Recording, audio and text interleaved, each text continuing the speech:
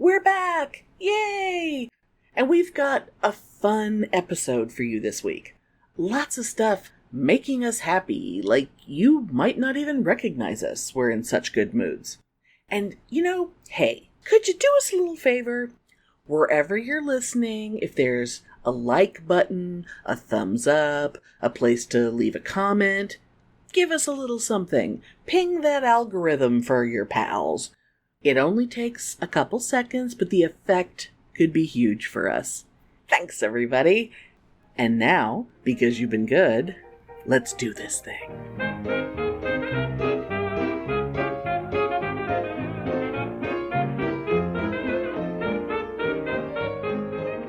Welcome to Pitney and Amelia's Bitchin' Boutique.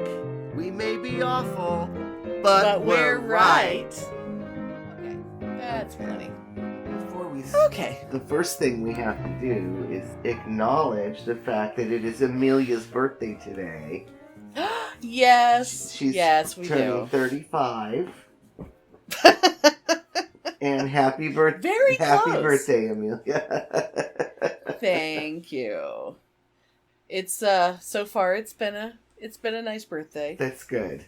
And of course I'm, not working because I was forced into retirement. So, I don't know how I would be living right now if I was still working. Oh, yeah. I mean, with all the shit that keeps happening, like if I actually had to work every day, it would be bad. Oh, yeah. I'm really getting used to being lazy and never knowing what day it is. It's well, with all that you've had Oh going, too, you'd be on leave of absence Yeah. so much, you may as well not be working, Yeah, like when I think about friends who have like jobs and kids and they had to go through all this cancer shit. No, yeah. Which I promise to the listeners, we're not talking about cancer in this episode. Yeah. Things related to it because it's the life may come up, but I'm not talking about my cancer. So that's good. Yeah, that's good. Our show was starting to become the podcast about cancer. But I will say that it really... Now, granted, we're recording very early for when this one's going to go out. But it has been nice to have another break. But I am absolutely ready to be on top of this again. Because it started to feel like, in my brain, it was at the end of the month. For like the last 2 weeks. And it's still, like, it was the 14th or whatever, like July 14th. And my brain was like, okay, when's my birthday again? Okay, when's... Yeah. It's like, fuck. Yes. Well, yeah. For anyone keeping score, it's the 23rd. Yeah, and I'm laid up right now. Yes, he is, y'all. Yeah, I am actually recording from bed because... Yes, he is. My knee is so sore and so swollen that I can't bend it at all. And you are waiting on a call from the I hospital? am waiting on a call because I went to one doctor on Monday. It was a minor injury clinic. They couldn't help me except because it wasn't minor? Yeah, except to send x-rays to my regular doctor who referred me to orthopedics. They can't see me for a week. Oh, fuck. And I was like, well, what the hell am I supposed to do? I'm in so much pain. Right. I literally can't walk. I can't bend my knee at all. I mean, I can walk. I couldn't believe they didn't give you steroids. Yeah. Like, when you were at the ER or whatever, like, I couldn't believe they didn't at least give you a shot of steroids. Yeah, because my knee is swollen up like a grapefruit, and it is not... It's so freaky looking, y'all. It has not gone down in 4 days. And I have 2 emergency calls in for them to call me because I'm demanding to be seen today. I'm still waiting. So, at any moment we could be interrupted, but that would be a good thing, actually, because you need to hear from them. But anyway, we're doing the show anyway. Yes, we are. Yes. And I had decided that it would be fun to do our goods first. Because, despite everything, we're so happy to be back. And let's talk about good stuff first before we whine about things. Oh, yeah. Yeah. But we can keep that a minimal, too, because I'm so overwhelmed by whininess in the news and everything. I'm like, oh my God, I don't even want to think about it. Oh, fuck the news. Fuck the news. We're not talking about that at all. Amen. Especially because by the time this comes out, who knows what's going to be happening. Oh, I know. Someone could have dropped dead by the time this episode goes out. Oh, can we hope? Let's all, light a candle and hope for that. Who? No. Why? No. Anyway, would you like... Do we want to do 3 goods and 3 goods? Do we want to alternate? It's been so long. I know. Let's alternate. Okay. Why don't we start with good? That's us doing good. Things? Let's start with us doing good, and then good from others, and then general. Perfect. Do you want me to start? Sure. Yeah, you start. Okay. Even though I have been, for the most part, away from people. With the exception of going to radiation. I actually did do a good thing, which was, and the timing of it was expert. I don't know how I managed this.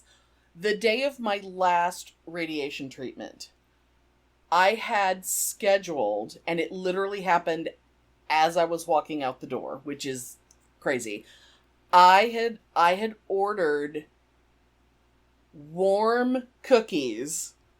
There's a company called Tiff's Treats. I don't know if it's everywhere, but it's definitely here. 2 boxes of freshly baked cookies in assortments was delivered with a little balloon that said thank you and a special note for me, which I won't go into the whole note, but I basically just told them that it's the best medical staff I have ever had. It's like, they're so great. They make you feel so comfortable every second. You don't feel sick when you're there. Everything's wonderful. And I love them all, but I hope I never see them again. Right. So that was the nice thing that I did. I got to hear the receptionist go, oh, wow, yeah, as I was walking out the door. Oh, that's nice. Because I love her too. Rhonda. I love you, Rhonda. Oh, see, that's nice. Yeah. So what was yours? Mine, it's a little bit different, I think, in character than yours. But my good that I've done recently for others is I made the effort and I went to the John Lewis Good Trouble protest. Oh, yeah. And I knew it wasn't going to be as big as No Kings. Sure. But, there's a big fucking difference between, 2,000 and 30,000. Right. And it was kind of disheartening. I know it was a Thursday. But it was kind of disheartening that there weren't more people there. And I felt like us that were there are doing really good things. Because we need to be out there as an example. And to be out there and be visible. So that was my good that I did for others. That's awesome. Was going to that protest. That is fabulous. So, yeah. Very cool.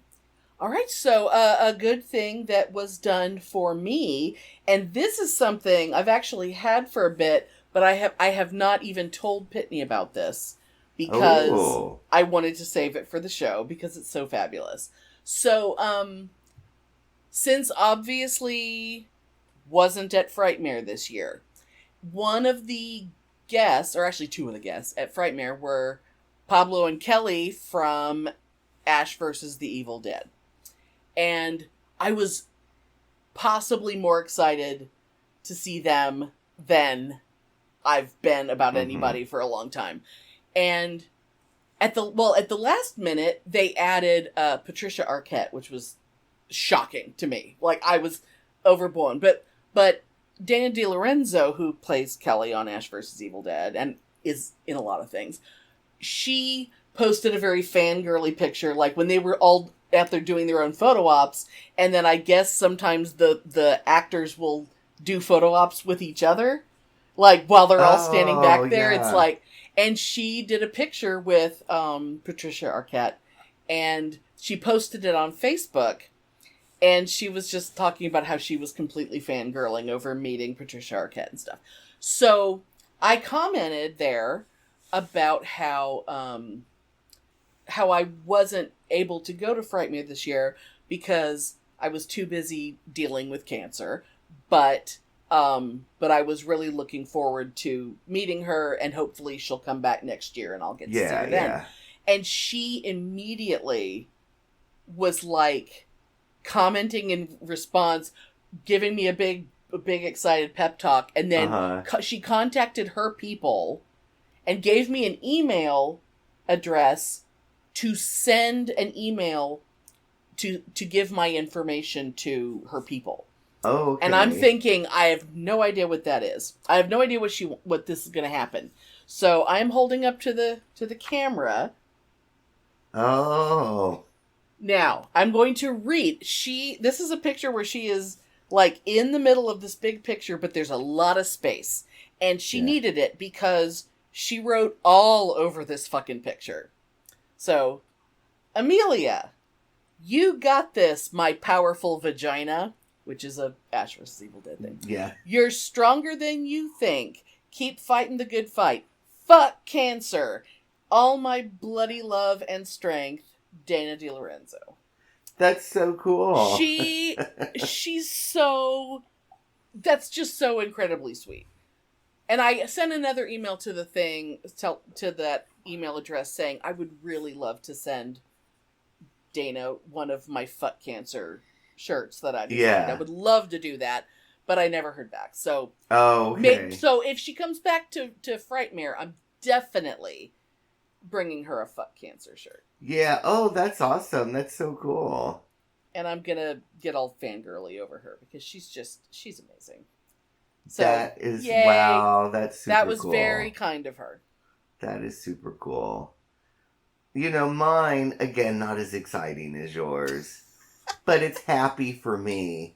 Well, that's what it's supposed to be. Where I work, they're so all bent out of shape about call-ins and people taking time. You know what I mean? They're all bent out of shape about that all the fucking time. Well, because they've really staffed down. Probably because Target's not making nearly as much money anymore. Well, yeah, exactly.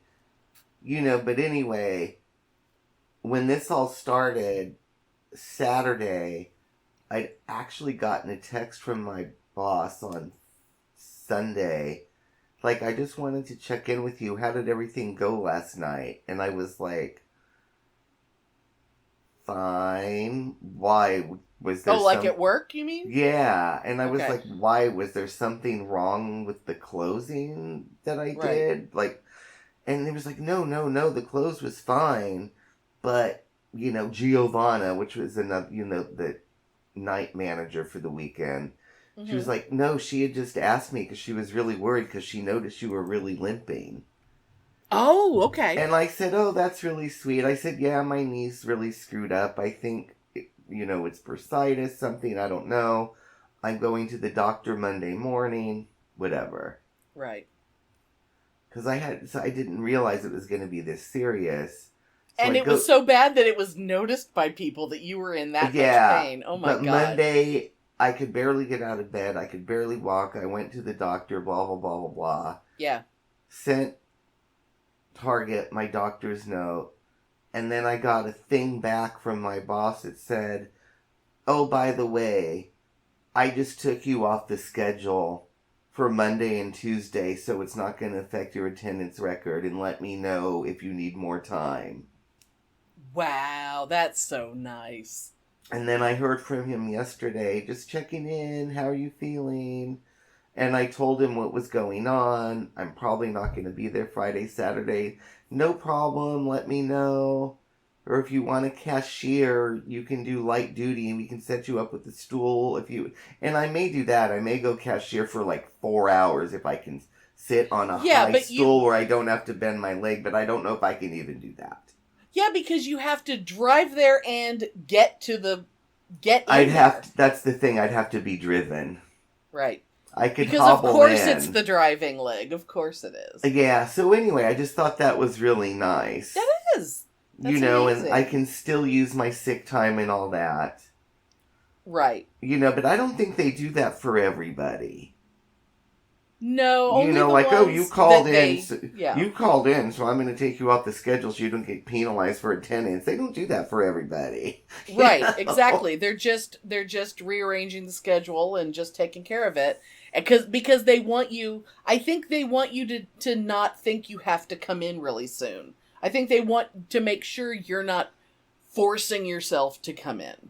Yeah, and you know what it is. They don't want a work-related. That too. I'm sure that that's part of it. But anyway, that's good done for me because I was really stressed about it. Yeah. You know, I was like, oh, I better get this doctor's note in. And oh my God, because they've been like writing people up and firing people and blah, blah, blah. Right. So that's why I was so, but no, I'm fine. And he's like, just let me know. We'll do whatever. I'm like, cool. Okay. Excellent. That's fantastic. Yeah, so that's very that. good. Yeah. Oh my God. Oh my God. Well, okay. My general goodness.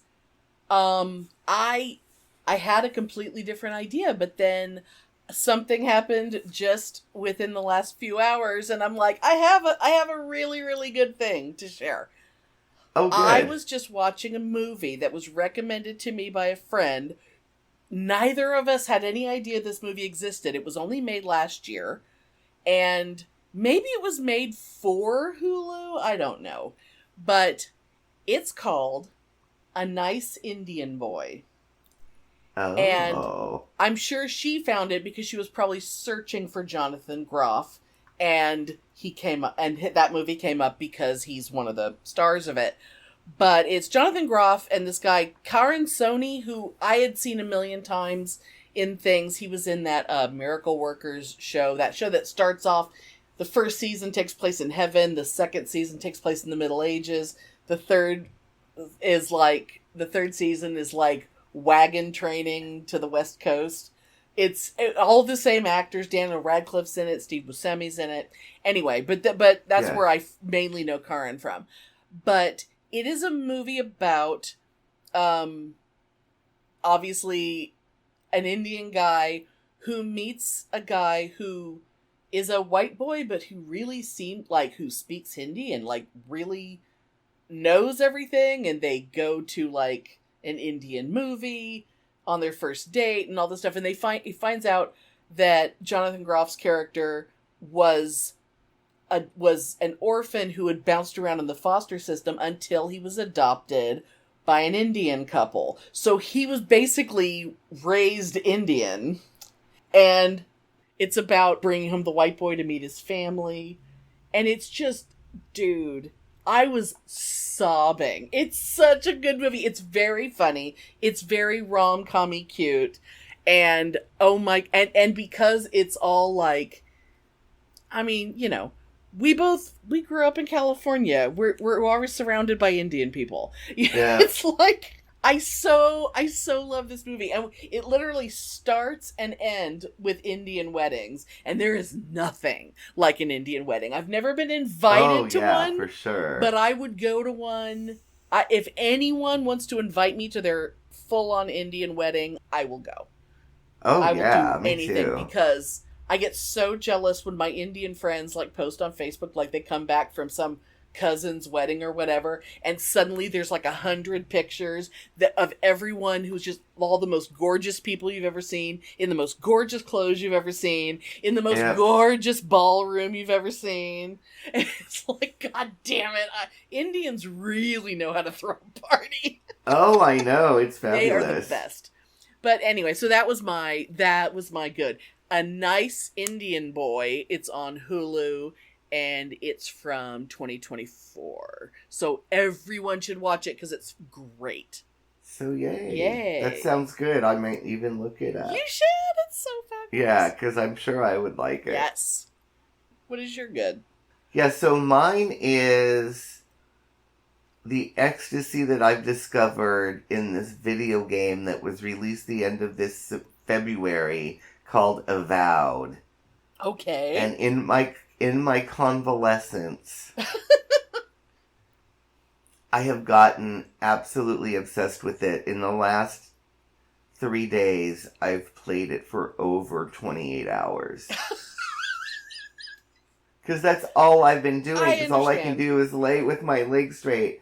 And I've gotten so into it, and I'm enjoying the story so much because it's so weird and so original, and so it's like really confusing, but then it's all now I'm starting to get to the end where it's all coming together and it makes sense. So I'm really, really appreciating that. That's fabulous. I love it. Yeah, it's giving me something fun, and it's challenging, but it's not one of those where you get mad and you die every 30 seconds trying to fight something and you end up throwing the controller. There's none of that. Right.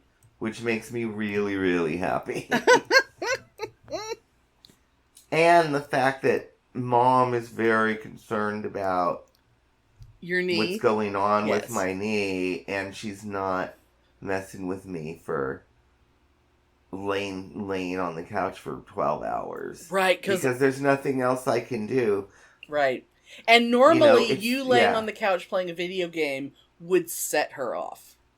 Oh yeah, that's only at night after she goes to bed. But it's funny because I can stand up fine. I mean, I'm not but once I'm stood up, I'm fine. Right. I feel swelling, but no pain. But it's really hard for me to, it's very slow for me to walk. Right. So I've been watching TV standing, eating standing. Wow. Fucking around on the computer standing because it's too painful for me to try to sit. So you can put weight on that leg and it's okay?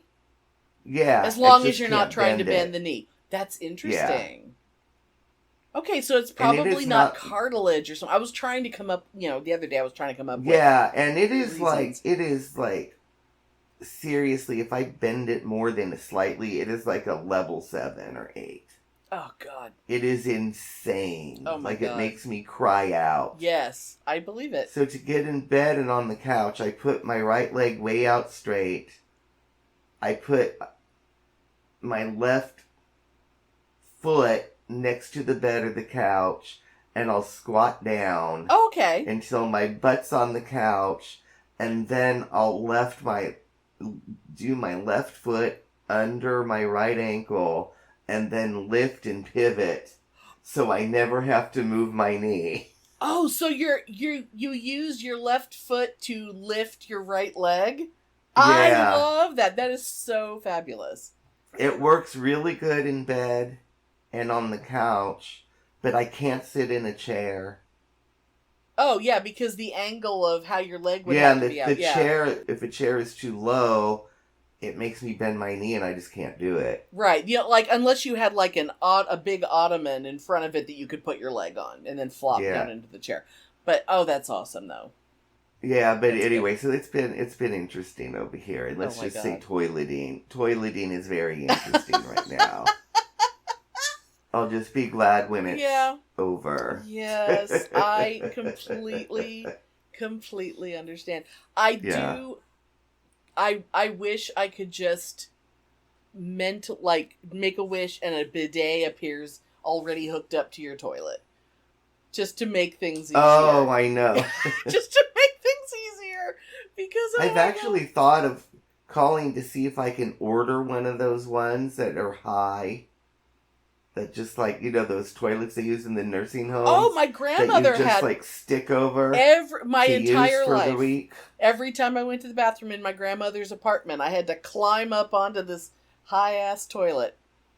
You would love that. It'd be I just need it for a week, but Of course, the fun thing was Grandma only needed that to pee because she had a colostomy bag her whole life. Oh, yeah. Since she was 40, but. I wasn't born till she was 62 or 63. Yeah, shit, that's a long time to have to deal with that. Oh. Yes. Yeah, from age 40 to age 95. She was dealing with a colostomy bag. But you know what? There's a part of me that is a little jealous of it. Because if you never had to worry about, oh my god, I really have to poop. Like that sudden, oh shit. Where's the if it just happens the same way every time because you just once a day you go empty this bag and it's fine. I have a friend who's our age who had to get a colostomy a few years ago and he was really worried about it and I'm like, dude, just just think about how you'll never, ever, ever, ever have to take a shit ever again. It's fantastic. Now, you're luckier than you think you are. Yeah. Is he going to be able to have it reversed or no? Oh, no. He already had so many surgeries on his intestines. His intestines would, tie themselves in a knot. He was in severe pain way too often. And it was like the doctors were trying to do, little things to correct, and it couldn't be corrected. Whatever it was, so they just had to take it. So he has a small intestine, but just not a large intestine. And they sewed up his butthole. Yeah.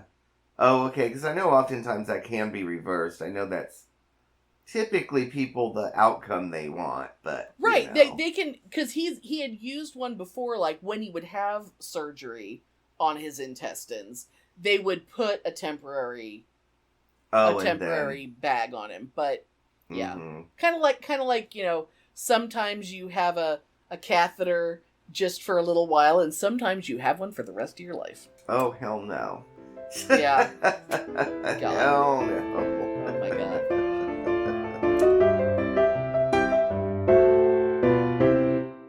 I'm Edward October. The sound you hear is summer thunder. The sound you hear is the tolling of church bells, gentle rain, dripping blood on the Sabbath day, on the morning after Halloween. In 18th century New England, in a lonely patch of woods called Hangman's Grove, the sanguinarium for Count Dracula. The worst storm of the year is brewing, and your house is directly in its path. This is the start of Octoberpod. Octoberpod AM. Retro horror for bold individualists. What is the Phantom's dark secret? For true-ish, and classic tales of horror and the paranormal. 138 living nightmares crawl out of your phone or streaming device and into your lap. Listen to Octoberpod AM, wherever you get podcasts. Oh, the poor wretches who were tortured and exsanguinated here. Retro horror for bold individualists. OctoberPodVHS.com. Oh my God, I want to tell you a story about... This is a discussion that I had with a stranger in a gay horror fan group that I'm in. Okay. And the discussions are every so often the discussions are a little gay, but mostly it's just it's a horror fan group that one of the biggest rules is you're not allowed to shit on a movie. If you don't like it, move on. Let people talk about what they like. Don't tell anybody what they like is wrong. And that's a good rule. It is a good rule because it's like you don't have to comment on everything. You can just shut up. So it's actually a very nice group. But this, for some reason, the movie Sinners, and maybe it's because a lot of these people are white, I'm just going to blame it on that. Sinners is a great movie. It is beautiful, and it is intense, and the story is fascinating. And I don't even want to go into it, but basically, it's like Prohibition era, maybe. I'm not sure of the exact times, but it's like that kind of a scenario. And feel, okay. Like somebody, taking a barn and opening a juke joint in a barn out in the middle of nowhere. And it's all just, black people having a good time and dancing, live music and dancing and drinking and everyone's having fun. Only there's vampires. And I won't say more about that. But basically the vampires are kind of a social commentary thing, kind of like a, white people showing up and ruining everything. Kind of, but I won't go into more of that. But a lot of people, almost every complaint I've heard about this movie comes from a white person because they're just like, I don't get it. It's that shit. So for about a week, there were a lot of threads on this group about Sinners. Mm-hmm. And it kept almost all of the threads at some point turned into discussion about, well, how would you define a horror movie? Which, I love that kind of discussion, because you and I, we've done that. In fact, I can't remember, it was the year that Alan was with us at Frightmare, where we recorded that whole discussion about trying to see if the three of us could agree on one definition of what a horror movie is. Yeah. Because really, it's, there's a lot of gray areas about what's horror and what isn't. So so I'm just going to call this guy Andy Janderson, because in case I wanted to say a name, which I don't need to, but I decided that was his name. So he had a comment under a whole discussion about Sinners that said, and I assure you, you do not know where this is going. You do not know where this conversation is going. Oh, I'm excited. Okay. So he says, from the trailer, it looked more like a drama or a Western than a horror. I gave it a swerve rather than going and getting angry that I've wasted my time again on another falsely labeled horror. And then someone responded to him, it's definitely horror. And he's like, in what way? Do we get to watch a masked vigilante hacking people to bits with a machete? Do we get to watch demons terrorizing people? Do we get to watch people being disemboweled and dismembered to satiate our gory bloodlust?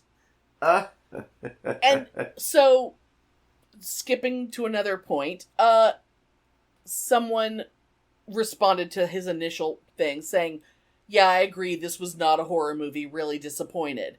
And he asked this guy this question.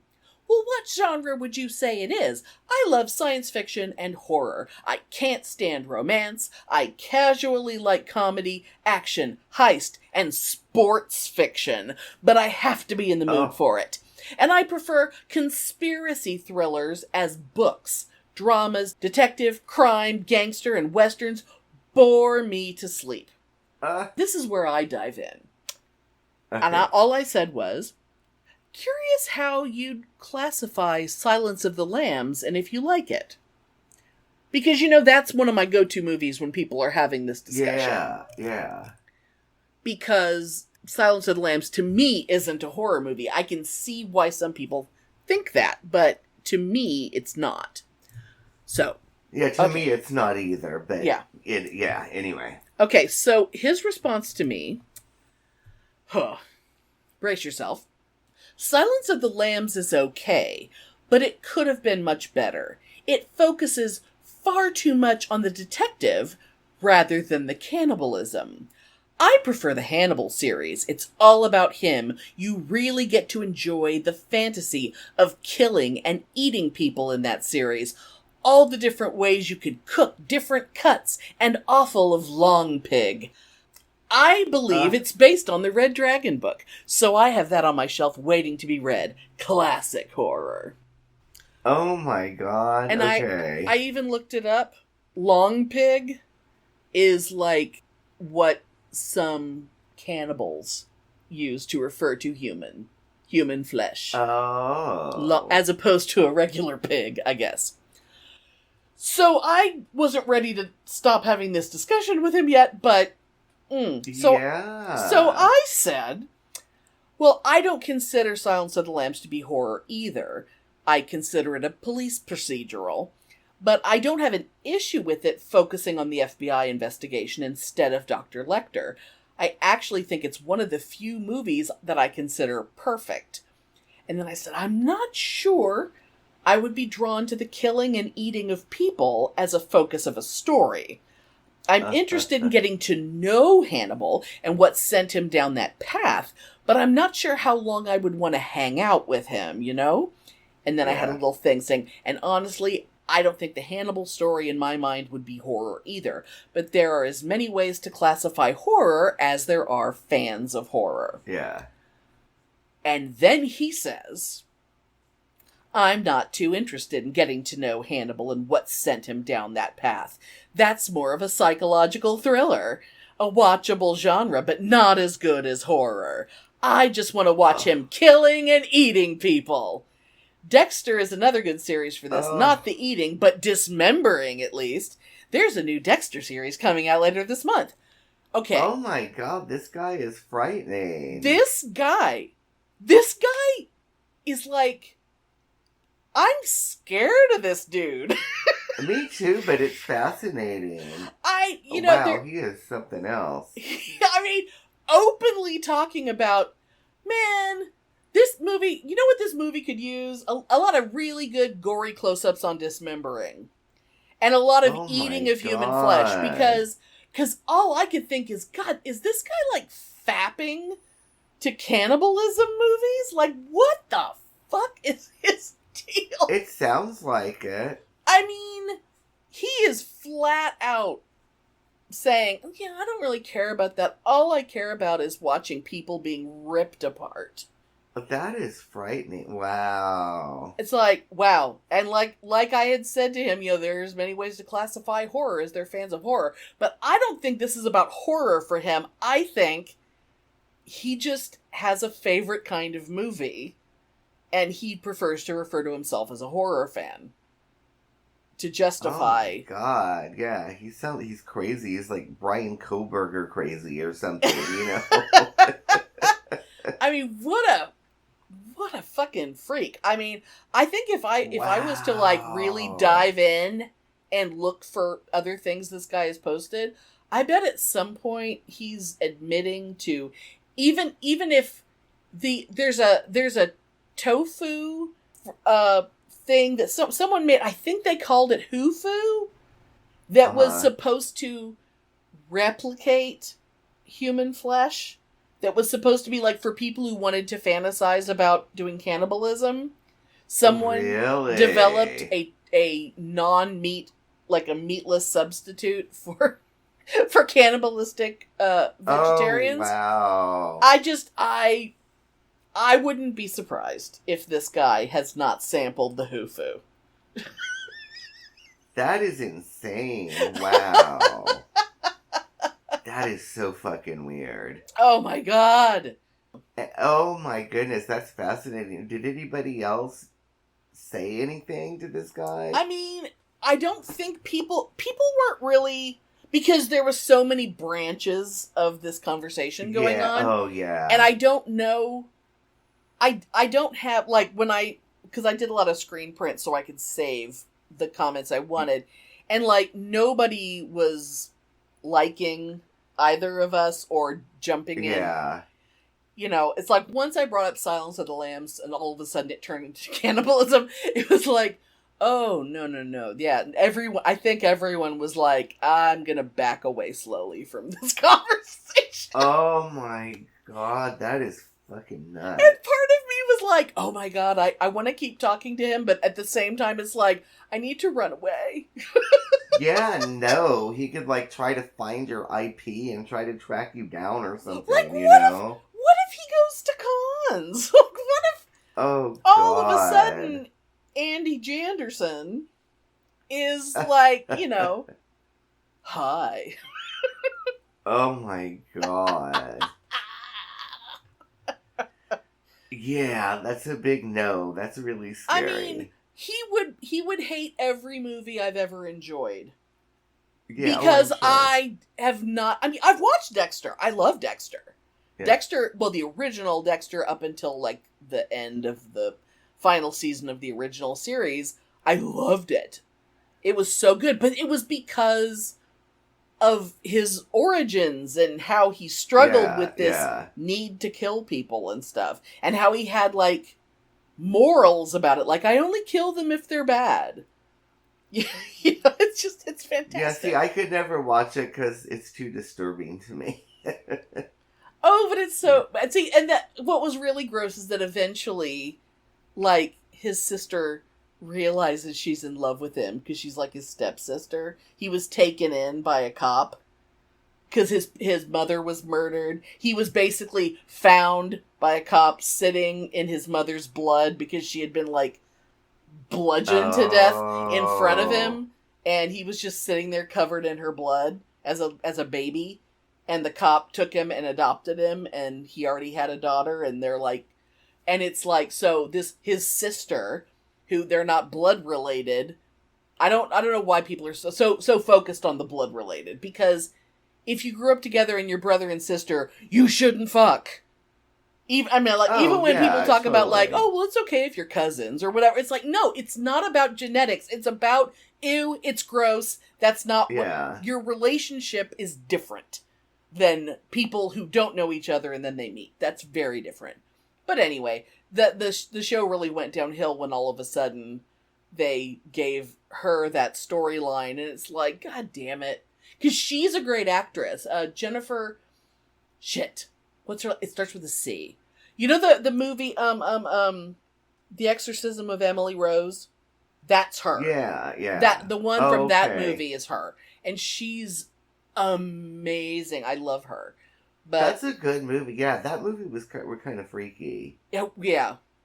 It was really freaky, actually. Yeah, I remember that. Yeah. But it was more... I've seen a lot of exorcism movies, and they're just not... They're terrible, but that one was freaky. Yeah, the one that has... Oh, God. What was it called? Oh, my God. There was one that was like...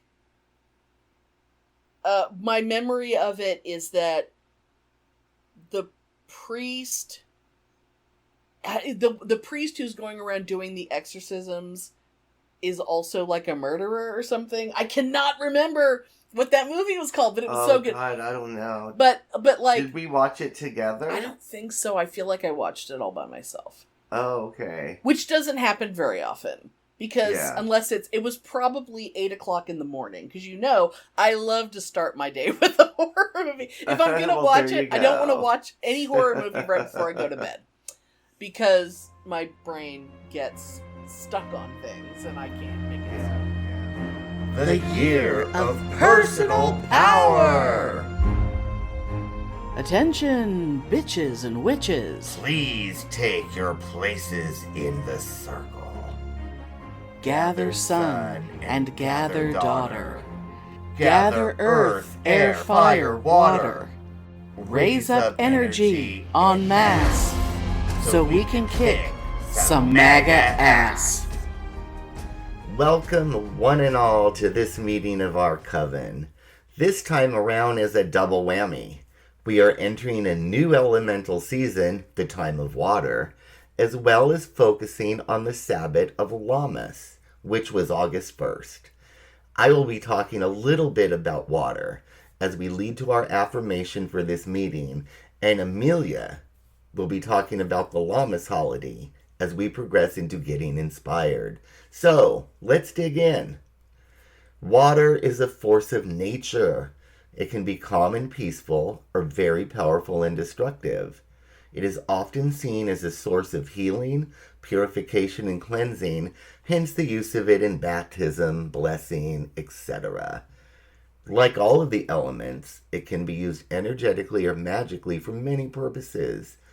In my spiritual tradition of Wicca, it is often used as the embodiment of the divine feminine. More specifically, it is a symbol of intuition, the flow of emotion, and charged with the energy of the sun or moon can be used for different magical purposes or spell work. For example, if you wanted to explore this, you could put some water in a glass or clay vessel and send an intent for it to soak up sun or moon energy. You can explore some basic spell work using this water as a focus for healing, water scrying with moon water, or purification. As a child, I loved swimming and just being in water. I used to visualize all my pains and fears being washed from me as I swam under the river, loving the feeling of the water rushing around me. And then I would often just float on my back, letting the current take me down, feeling the loving presence of the divine. It was my relationship with water that made me first realize that I was pagan. Give it a try. Whatever your beliefs are, a connection to water is a powerful thing. And there are 2 articles about water attached in the blog for this episode. Give them a read. I could go on and on and on about water, but give the articles a read, and I will try to be succinct, which is very difficult for me. Anyway, as we go to our affirmation, let's all think about the emotional flow of water, how it feels in our souls as we experience our daily ups, downs, and rises of emotion. Let's all be aware as we do this special affirmation, which Amelia will lead us in. It is part of a fabulous song named Sparkle by the fabulous Flamey Ground. Now I give you Amelia. Stay proud, radiate. Only love can drive out hate. Your worth will not depreciate. Laugh a little every day. One more time. Stay proud, radiate. Only love can drive out hate. Your worth will not depreciate. Laugh a little every day. Everyone, chant this, feel it in your daily lives, and feel uplifted and empowered. Blessed be, and see you next time around.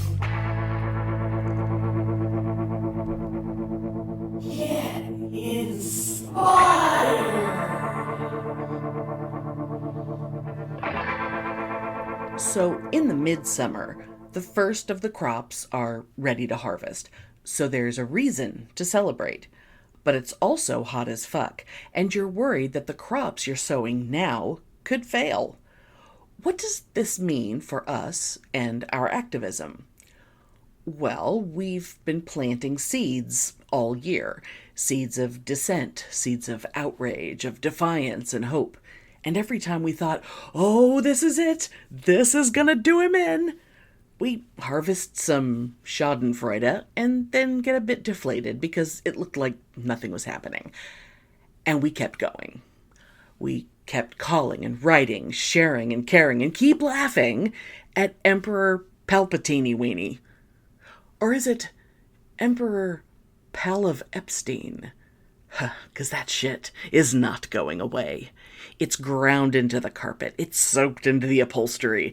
It's smeared all over the walls. And it's a stink that lingers everywhere he goes. The tide is definitely turning this time. His biggest loudmouth supporters can't decide if they need to yell at him or pretend it wasn't ever a thing. And the folks who listen to them are furious. They're being gaslit, and they don't like it. We gotta keep this fire burning, no matter who gets caught in the dragnet. If they're on the client list, it's prison. Even if it's Pedro Pascal, Keanu Reeves, and Steve from Blue's Clues. It'll hurt, but you know it's right. So, how do we stoke this fire? Pointing and laughing and not letting it go even for a minute. There's nothing that upsets a fascist dictator more than being a punchline. So punch it. Take action. Let's make that asshat a punchline, y'all. Here's what we're gonna do. Think up the best joke you can. Whether it's a pun or a riddle or a fucking palindrome. Whatever you can do to poke him with a pointy stick with poop on it. Find a terrible photo of him, which ain't hard, and slap them together. Make a meme. Post it. Tag us or let us know some other way and we'll all share it. If you're one of those people who isn't on social media, just send your stuff to us and we'll get it out there.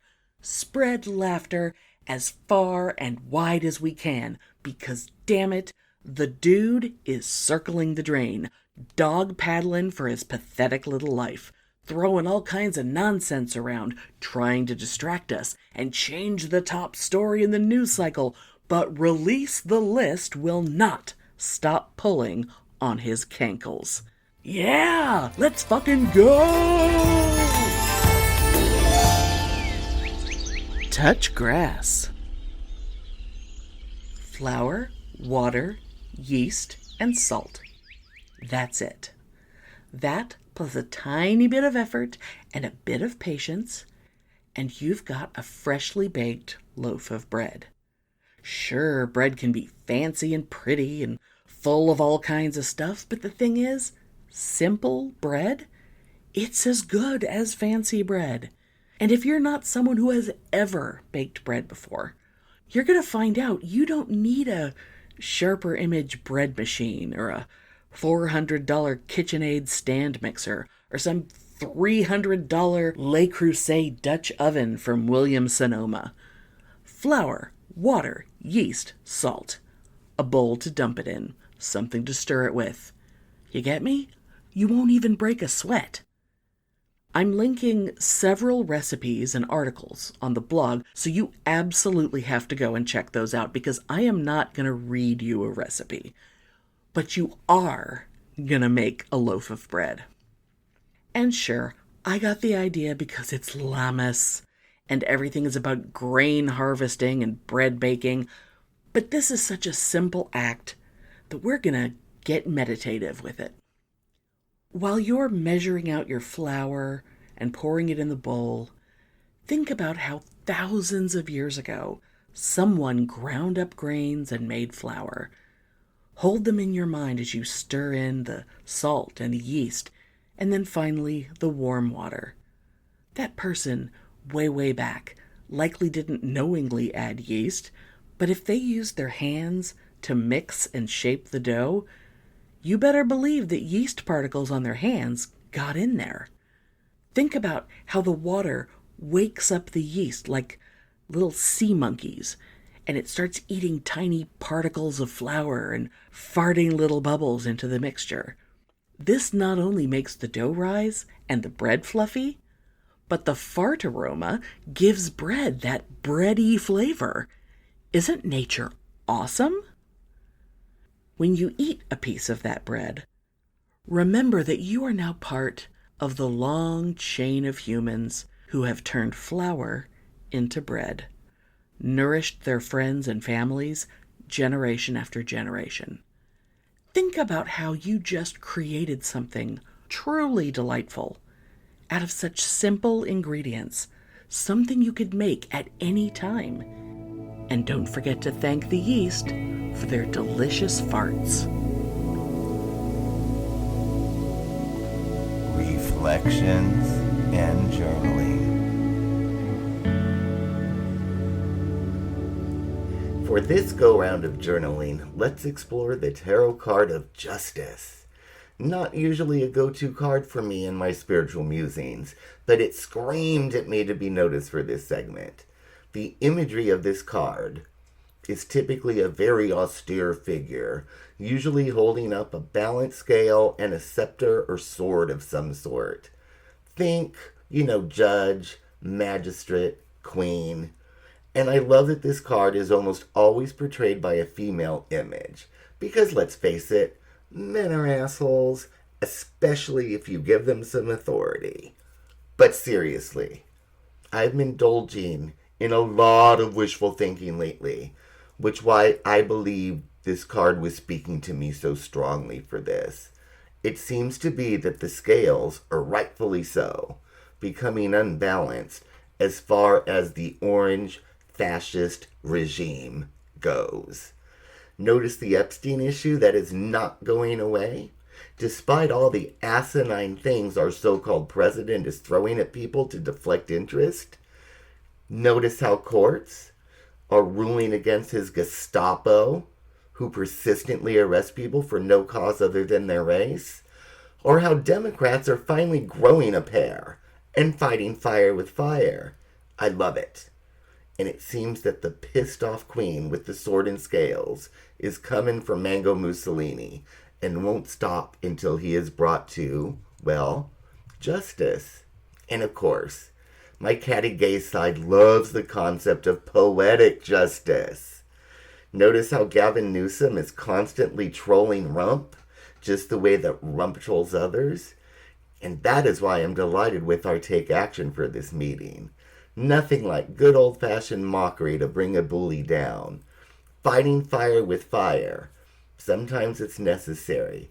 And come on, going for the low-hanging fruit just feels so damn good sometimes. So, I would like to ask all of you to write about your concept of justice with the will and intent of bringing this worthless SOB and all of his ilk down. What would that look like to you? How good will it feel to see justice be served and all this insanity to end? What can we all continue to do to bring about this? When you are writing, feel the victory and maybe the strength of the will of so many of us, it will come to be. This is what magic is after all. Happy journaling, blessed be, and as always, fuck Trump.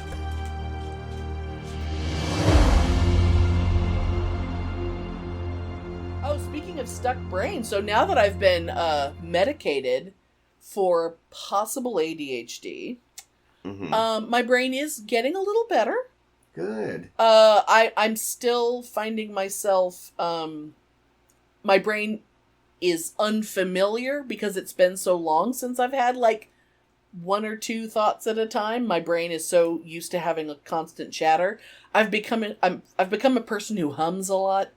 Like, I'll have one song stuck in my head, but my mouth will be humming a different song. Actually, my mouth, I think the humming is a completely creative endeavor because I think I'm humming things that don't exist. It's like my mouth is like I'm driving and listening to a podcast while I'm driving and I start humming a song and I don't know what the song is, so I think it's new.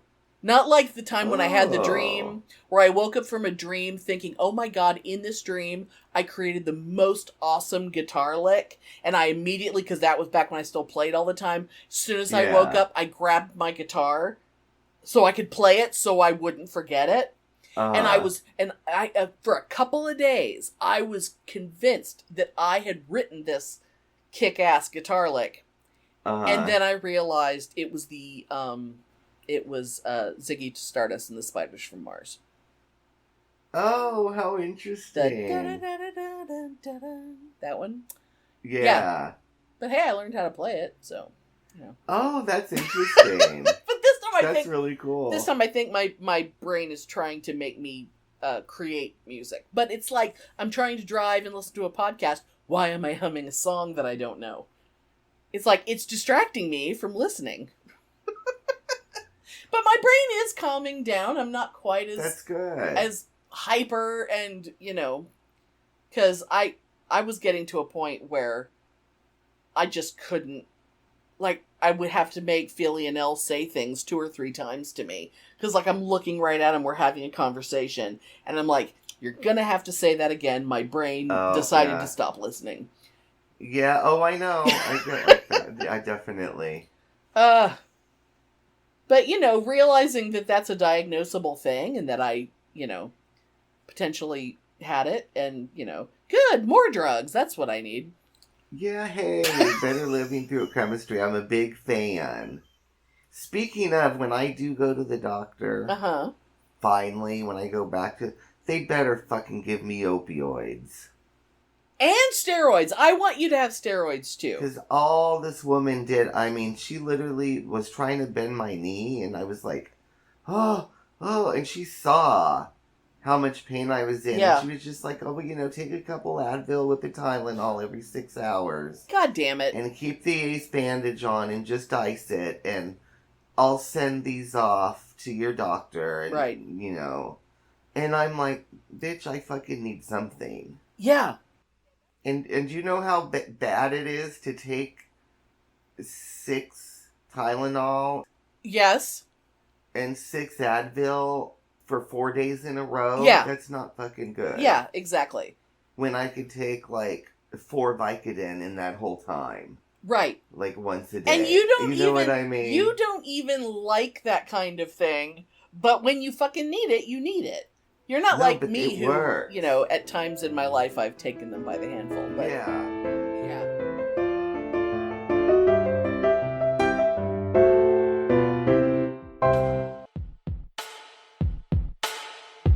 Welcome to the Skeptical Chaps with myself, Spike, and my esteemed co-hosts, Dr. Dan and Ollie. Hello. Hello. Hey! Every episode, we're on to know about anything from news, social media, politics, current affairs, absolutely anything that annoys or delights us. And if you're underage or easily offended, you probably should not be listening.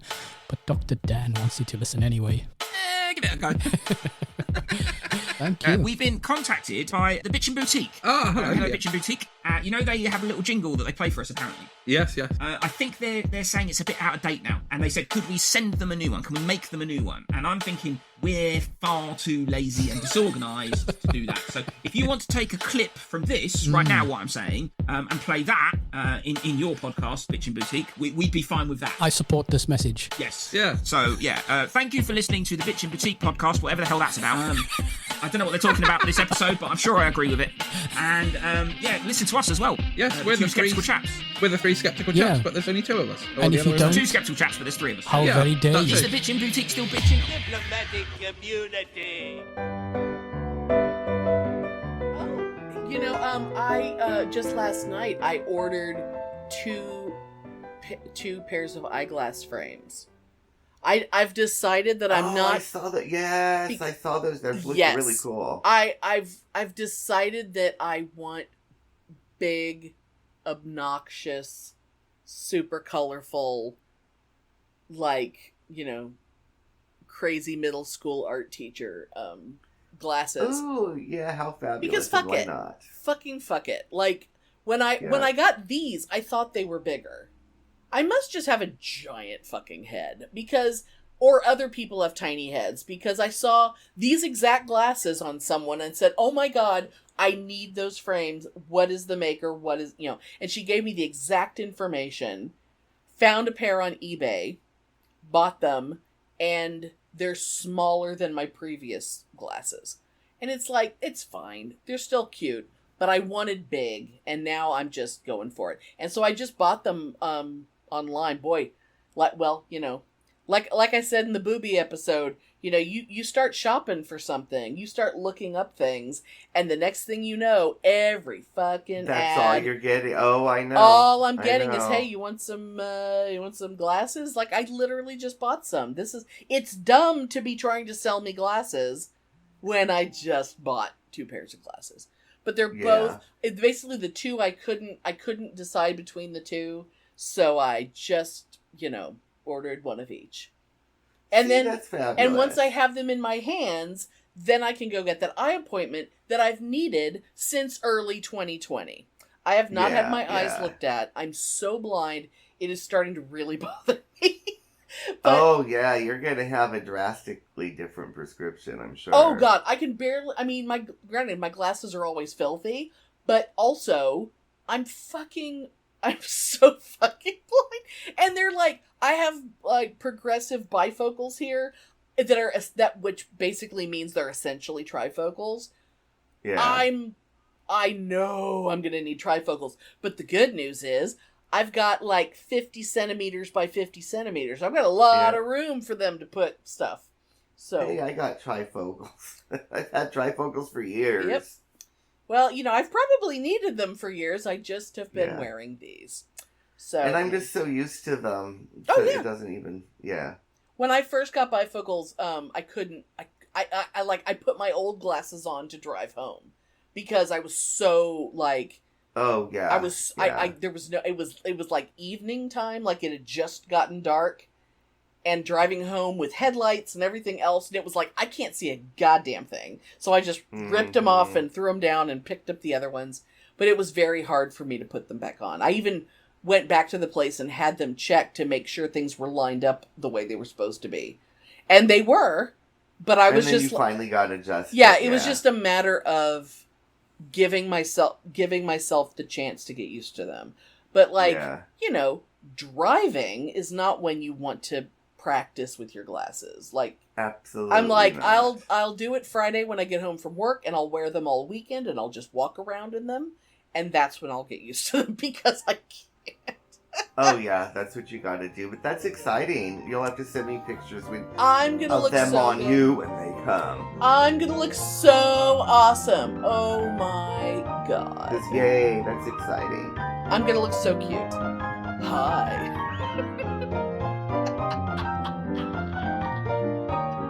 Thanks for listening. If you enjoy our show, please take a moment to rate and review us wherever you listen. If you send us a screenshot of your review, we'll send you a Bitchin' Boutique sticker. Everyone loves stickers! Please subscribe or add us to your favorites wherever you get your podcasts. Subscribers get new episodes first and are also more attractive. Drop us a line anytime at PitneyAndAmelia@gmail.com. We'd love to hear from you. Do we want to do anything special? Do we want to be funny or anything? Oh my god, have we forgotten how to do this? I know. God, do I have anything funny? Oh shit. Do I have anything crazy? I don't know. Oh my god. I don't know. I just don't right now. Which is really shocking.